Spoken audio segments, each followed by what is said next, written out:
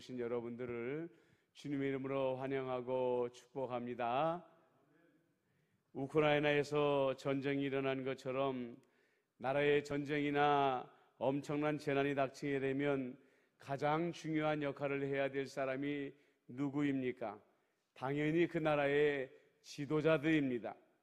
오늘 이스라엘은 가나안에 정탐을 보냈던 사람들의 보고를 듣고 난리가 났습니다. 1절에 보면 그 보고가 너무나도 무섭고 두려운 내용이었던지라 온 백성이 소리를 높여 소리를 지르며 백성이 밤새도록 통곡했다고 했습니다.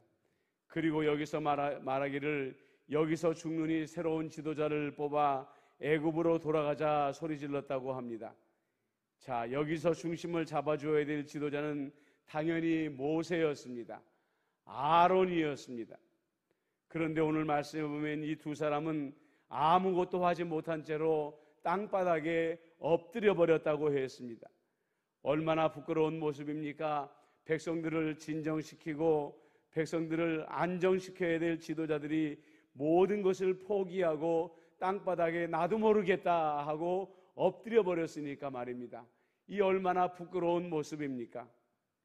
이제 이스라엘 사람들은 당장이라도 새로운 지도자들을 뽑아 눈앞에 약속의 땅을 버려두고 애굽으로 다시 종살이하러 가려고 할 그런 분위기였습니다. 그때 온 무리가 애굽으로 돌아가자 외치는 그 살벌한 순간에 용감하게 나서는 단 두 사람이 있었습니다. 우리가 잘 아는 것처럼 여호수아와 갈렙이었습니다. 그 두 사람은 옷을 찢으며 나갔다고 했습니다. 이스라엘 사람들은 마음에 정말로 분노한 일이 있을 때에, 마음에 정말로 슬픈 일이 있을 때에 옷을 찢는다고 했습니다. 지금 여호수아와 갈렙의 마음이 그런 분노와 슬픔으로 가득 차 있었는데, 이것은 여호수아와 개인의 마음속에 있는 분노와 슬픔만이 아니라 하나님이 가지고 계시는 마음의 분노와 슬픔이었습니다. 가나안 땅에, 이스라엘 땅에, 애굽 땅에서 400년 동안에 정처 없이 노예 생활을 할 때에 하나님께서 그들을 구원하시고 광야에서 40년 동안 먹이시고 마시우시면서 그들을 가나안 땅 직전까지 인도하여 주셨는데, 그 하나님을 잊어버리고 이제 하나님 앞에서 반란을 꾸미고 있는 이 이스라엘 백성들을 보게 되었을 때에 얼마나 이 하나님의 마음 가운데에 분노와 슬픔이 일어났겠습니까? 그 분노와 슬픔을 대신한 것이 바로 여호수아와 갈렙이었던 것입니다. 오늘 우리는 이 두 사람의 말씀 중에 집중해야 할 하나의 말씀이 있습니다. 8절 말씀입니다.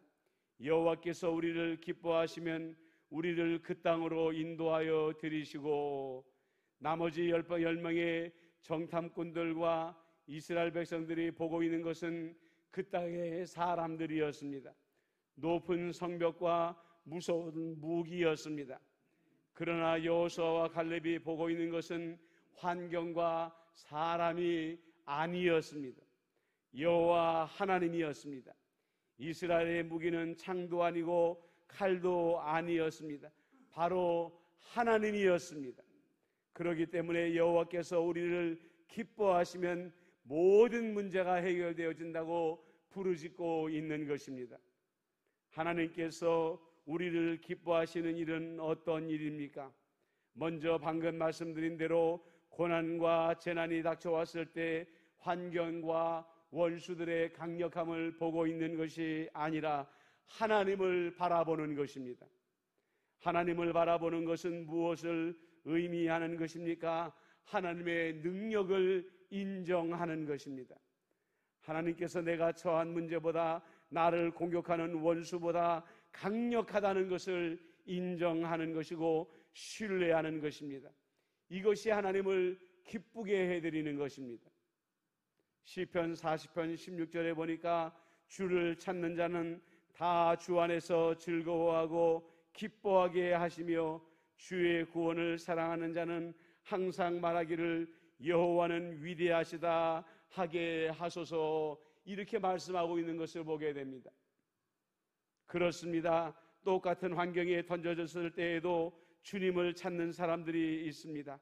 어려움과 두려움에 갇히지 아니하고 하나님께서 내 편이 되셨다는 것을 알고 즐거워하며 기뻐하는 사람들이 있다는 것입니다. 그리고 어떠한 위기 속에서도 선포합니다. 하나님은 위대하시다라고 말입니다. 이슬람을 믿는 사람들이 가장 자주 하는 말이 무엇입니까? 알라는 위대하시다, 알라는 위대하시다 말합니다. 그에 반해서 우리는 하나님은 위대하시다는 말에 익숙하지가 않습니다. 습관이 되어지지 않았기 때문입니다. 여러분, 당할 수 없는 문제를 당했을 때에 그 문제를 향해 우리도 선포하는 연습을 해야 됩니다. 하나님은 위대하십니다. 하나님은 위대하십니다. 하나님은 위대하십니다. 내 앞에 있는 어떤 문제보다도, 내 앞에 있던 어떤 고난보다도 하나님이 위대하십니다 라고 선포할 수 있어야 된다는 것이죠. 사도행전 3장 6절에 보면 베드로가 이르되 은과 금은 내게 없거니와 내게 있는 이것을 내게 주노니 나사렛 예수 그리스도의 이름으로 일어나 걸으라 말했을 때에 나면서부터 안진뱅이였던 이 사람이 일어나 걷게 되었던 것을 보게 되었습니다. 베드로는 나면서부터 걷지 못하고 성문 앞에서 구걸하며 살아가는 이 사람을 불쌍하게 여겼습니다. 그러나 자기의 동정으로 베풀 은이나 금동전 하나도 없는 것을 알았기 때문에 이 베드로에게는 남들에게 없는 것을 이 사람에게 주기로 작정했던 것이죠. 그것이 무엇입니까? 바로 나사렛 예수 그리스도의 이름인 것입니다. 나면서부터 걷지 못하는 이 사람의 질병보다 예수님의 능력이 위대하다는 것을 베드로는 믿었습니다. 그리고 믿음으로 인정하고 믿음으로 예수의 이름으로 선포하였을 때에 나면서부터 걷지 못하던 이 사람이 일어나 걷게 되었던 것입니다. 조금 전에 우리는 하나님은 위대하시다는 말을 자주 하자고 여러분들에게 말씀드렸습니다. 더불어 우리는 예수님의 이름을 자주 선포해야 됩니다. 내가 질병을 앓을 때에, 내 앞에 문제가 닥쳤을 때에 예수님의 이름을 선포하며 그 능력이 내가 가진 문제보다 더 크다는 것을 고백하며 예수의 이름으로 기도해야 된다는 것입니다. 하나님은 위대하시다 선포하고 예수님의 이름으로 내 문제에 대해 예수님의 능력을 선포할 때에 우리는 여호와 하나님을 기쁘시게 하는 것입니다. 날마다 하나님을 위대하시다 말씀하심으로 말미암아 여호와를 기쁘시게 하시고 복 받으시는 여러분들이 되시기를 주님의 이름으로 축복합니다. 두 번째로 여호수아와 갈렙은 말합니다. 그 땅을 우리에게 주시리라. 이는 과연 젖과 꿀이 흐르는 땅이니라. 그렇습니다. 지금 세상은 온갖 어두운 소식으로 가득 차 있습니다. 질병의 소식, 전쟁의 소식, 경제적인 어려움들로 가득 차 있습니다. 10명의 정탐꾼들에게 그 땅은 거인들의 땅이요 난공불락의 땅이었습니다. 그리고 그 땅에 들어가면 우리에게는 미래는 없다는 어두운 보고를 하고 있는 것입니다. 한마디로 자신들의 미래를 어둡게 보고 있는 것입니다. 하지만 여호와를 기쁘시게 하는 사람은 미래를 어둡게 보지 않습니다. 여호수아와 갈렙은 우리가 지난 40년 동안 모래 폭풍이 있는 광야에서 살지 않았느냐? 그러나 우리가 장차 들어갈 그 땅은 젖과 꿀이 흐르는 땅이다, 이렇게 선포하고 있는 것입니다. 이 갈렙과 여호수아가 선포하고 있는 젖과 꿀이라는 것은 풍성함을 의미하는 것입니다. 젖과 꿀은 더 이상 매일 이동하지 아니하며 살지 않고 성착하며 살 수 있다는 것을 의미하는 것입니다. 40년 동안 메마른 땅 광야에서 매일같이 나그네 생활하던 이스라엘 사람들에게 이것보다 더 좋은 소식이 어디에 있겠습니까? 그렇습니다. 마음으로부터 하나님이 위대하시다 선포하는 사람들은 미래에 대해 어둡게 생각하지 않습니다. 미래를 우리 예수님의 손에 맡긴 사람들은 미래를 두려워하지 않습니다. 제가 몇몇 분들에게도 말씀드린 적이 있는데, 예전에 교회에서 해외 비전 트립을 갔다가 알게 된 자매가 하나 있다고 했습니다. 지금은 장성에서 두 아이의 어머니이기도 합니다. 이 청년은 그 당시 비전 트립에 참여하기 위해서 어렵게 합격했던 직장을 포기하고 그 비전 트립에 참여했던 학생이었습니다. 저는 목사로서 이 일을 칭찬을 해야 될지 꾸중을 해야 될지 잠시 고민하기도 했습니다. 그런데 한국에 돌아와서 얼마 안 되어 목사님 다시 취업이 되었습니다 라는 반가운 소식을 듣게 되었습니다. 그런데 이 친구는 들어간 회사로 만족하지 아니하고 조금 더 몇 년이 지나게 되면 더 나은 회사로 내가 도전을 하려고 하는데 목사님 기도해 주십시오 라고 말을 합니다. 그러고 나서 잠시 후면은 또 소식이 들려오는데 목사님 합격했습니다 라는 소식이 또 들려오게 되는 거예요. 그리고 또 몇 년이 지나가게 되면 목사님 내가 또 좀 더 나은 회사로 도전을 해보려고 합니다. 기도해 주세요 라고 말을 해서 기도하면 또 그대로 되어지는 것입니다. 그렇게 도전하기를 여러 번 반복하다가 지금은 세계적인 IT 회사에서 근무하고 있습니다. 저는 이 친구가 새로운 일에 도전할 때마다 두려워하는 것을 보지 못했습니다. 결과를 하나님께 맡기고 기도하며 도전할 때마다 이 자매는 모든 것이 예수님의 손에 있다는 것을 확신했습니다.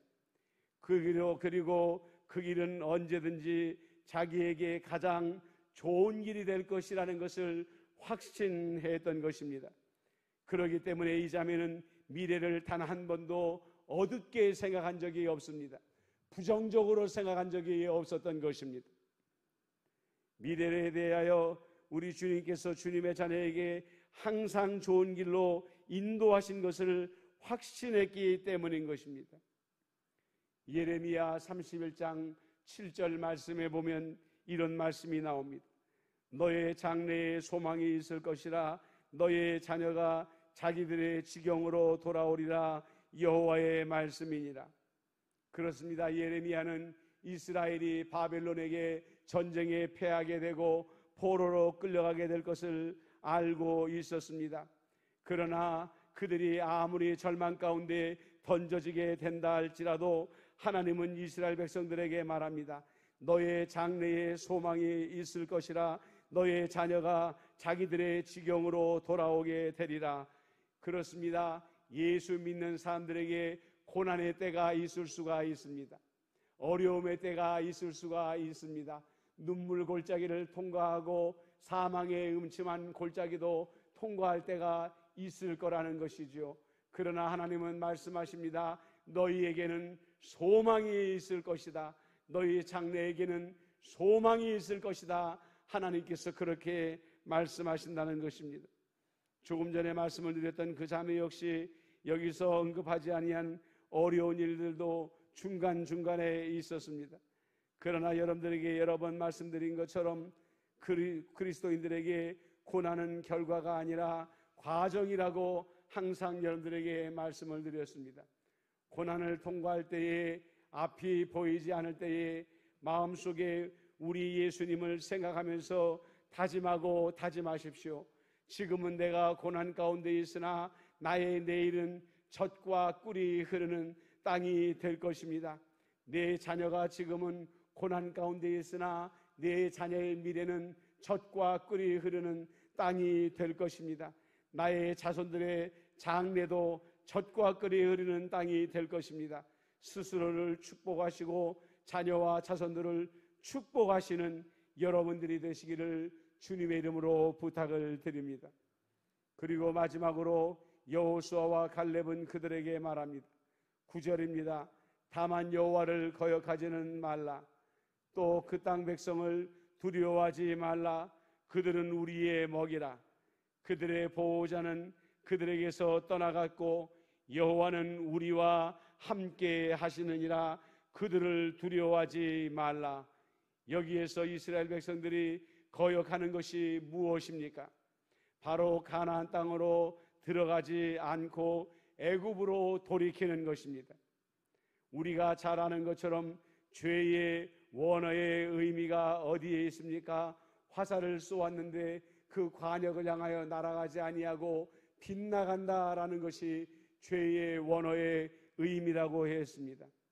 지금 이스라엘은 앞으로 나아가라는 하나님의 명령에 순종하지 아니하고 뒤로 돌이키겠다고 말하고 있는 것입니다. 이것은 관역을 빗나가는 정도의 죄가 아닙니다. 완전히 하나님을 등지겠다는 것입니다. 하나님을 향한 반역입니다. 하나님을 향한 배신이며 하나님을 향한 반란인 것입니다. 지금 우크라이나를 침공한 러시아군 사이에서 상부의 지시를 거역하는 병사들이 많이 나오고 있다고 합니다. 무기도 떨어지고 식량도 떨어졌는데 공격 명령만 내리니까 자기들이 감당할 수 없는 이 명령을 내리니까 상관의 지시를 따를 수 없게 되는 것이죠. 상관의 지시를 따르지 않는 군대는 아무리 막강한 장비와 숫자의 군대를 가지고 있어도 적을 이길 수는 없는 것입니다. 그들에게 기다리는 것은 패배밖에 없는 것입니다. 우리는 전쟁과 질병과 경제적인 위기 속에만 살고 있는 것이 아닙니다. 우리 그리스도인들에게는 영적인 위기가 가장 심각한 것입니다. 수요기도회 때에도 여러분들에게 말씀드렸지만 이 코로나 기간 동안에 어쩔 수 없이 현장 예배가 제대로 드려지지 않는 상황 속에서 우리 그리스도인들의 믿음이 점차 식어져 가고 있다고 말합니다. 특별히 젊은이들의 신앙이 점차 식어져 가고 있다고 말을 합니다. 다시 말씀드리지만 교회는 예배드리는 공동체입니다. 교회의 원래의 뜻인 에클레시아의 뜻이 무엇이라고 했습니까? 그 원래의 뜻은 밖으로부터 불러 모으다 라는 뜻이라고 했습니다. 세상에서 교회의 공동체로 이 땅에 임한 하나님의 나라 교회로 불러서 나온 사람들이 바로 교회인 것입니다. 그리스도인들인 것입니다. 지난번 공문을 보니까 오늘 광고하겠지만은 이제 예배당 정원의 50%가 아니라 70%까지 예배를 드릴 수 있게 되었습니다. 그러나 아무리 나라에서 100%까지 예배를 드리라고 허락을 해도 여전히 여러의 교회들을 보면 현장 예배가 제대로 회복되지 않고 있는 것을 보게 됩니다. 물론 코로나로 인한 염려, 회사의 지침과 방침 같은 것들 때문에 교회에 나오지 못할 수가 있습니다. 하지만 여러분들 이것을 정상으로 생각하거나 습관이 되어지면 안 됩니다. 이것은 이 땅에 교회를 세우신 예수님의 뜻을 거역하는 것이기 때문입니다. 하나님을 기쁘시게 하는 것이 아니라 하나님을 낙담시키고 하나님을 슬프게 하는 일인 것입니다. 지금 우리는 사순절 넷째 주일을 지나가고 있습니다. 우리가 힘들게 신앙생활을 하고 있지만 우리 주님께서 우리를 위해 지신 십자가의 고통만큼 고난을 당하고 있을까 스스로 생각해 보시기를 바랍니다. 주님께서 우리가 바른 신앙생활을 하도록 이미 우리에게 올바른 방향을 보여주셨습니다. 우리가 가야 할 길은 주님께서 오시는 날까지 이 땅에 우리에게 주신 하나님의 나라 교회를 지키는 것입니다. 예배를 지키는 것입니다. 그것이 주님께서 우리에게 주신 명령을 거역하지 않는 유일한 길인 것입니다. 그것이 우리가 걸어가야 될 올바른 길인 것입니다. 케빈 드영 목사님은 이런 말을 했습니다. 우리는 안전과 보안 그리고 무엇보다도 미래에 집착하기 때문에 하나님을 위해 위험을 감수하지 않습니다 라고 말입니다.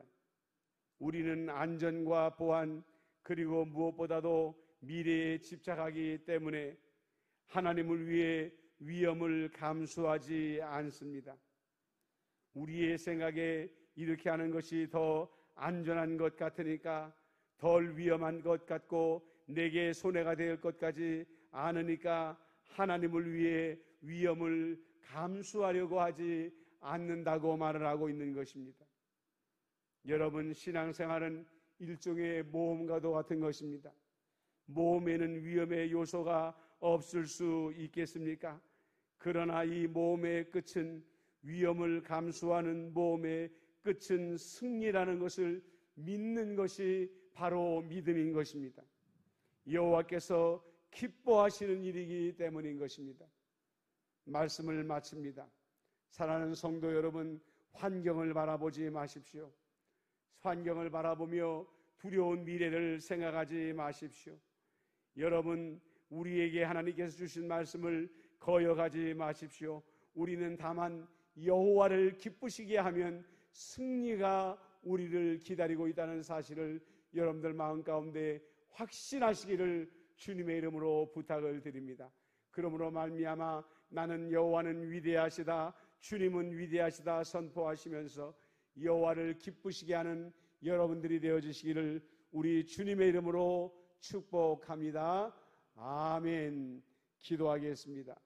사랑과 은혜가 많으신 아버지 하나님, 모든 이스라엘 백성들이 10명의 정탐꾼들의 말을 듣고 통곡하며 다시 노예의 길을 걸어가겠다고 말을 하였을 때에 여호수아와 갈렙만이 일어나 여호와를 기쁘시게 하는 것만이 우리의 살 길이라고 담대하게 선포했던 것을 보게 됩니다. 아버지 하나님, 우리는 믿음의 사람입니다. 신앙의 사람입니다. 우리가 아무리 두렵고 어려운 환경과 어려운 시대에 살아간다 할지라도 우리 마음 가운데 여호와를 기쁘시게 하면 이 모든 문제에서 우리가 이김을 얻을 수 있다는 마음의 담대함을 가지게 하여 주시옵소서. 하나님은 위대하시다 선포하게 하여 주시옵시고, 예수님의 능력이 내가 가지고 있는 어떤 문제보다도 위대하다 선포함으로 말미암아 기어코 우리가 주 안에서 승리를 경험하게 하여 주옵소서. 예수님의 이름으로 축복하며 기도드리옵나이다. 아멘.